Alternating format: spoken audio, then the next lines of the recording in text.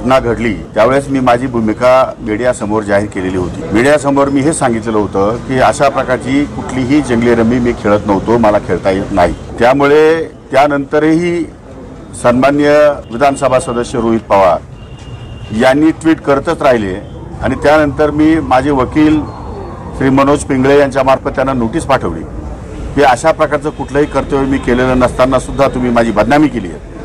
शेतकऱ्यांमध्ये बदनामी झाली आहे, माझ्या पक्षामध्ये बदनामी झाली आहे, माझ्या पक्षाच्या नेत्याची बदनामी झाली आहे आणि पर्यायाने माझी सुद्धा बदनामी झाली आहे। माझी इमेज आणि माझी प्रतिमा ही तुम्ही समाजामध्ये डागाळलेली आहे आणि अशा परिस्थितीमध्ये तुम्ही आमची माफी मागावी अशी मी त्यांना एक नोटीस पाठवली।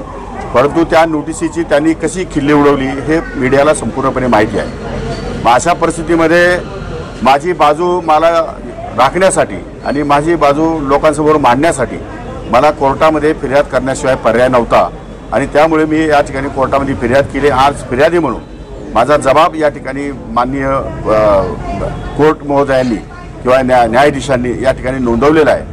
तो जबाब नोंदवण्यासाठी मी या ठिकाणी उपस्थित होतो। पण असं देखील सांगितलं की तो नेमका कोणी काढला ते मला माहिती नाही, त्याची चौकशी व्हावी। बरोबर आहे की ही गोष्ट खरी आहे। जर रोहित पवार हे विधान परिषदेचे सदस्य नाहीत आणि त्यांना मध्ये येण्याची परवानगी नाही तर मग हा फोटो कुणी काढला नेमका आणि हा फोटो जर कुणी काढला असेल तर त्याचे नाव काय आहे ते अद्याप गुलदस्त्यामध्ये आहे। त्याची चौकशी पोलीस डिपार्टमेंट मार्फत सुरू आहे।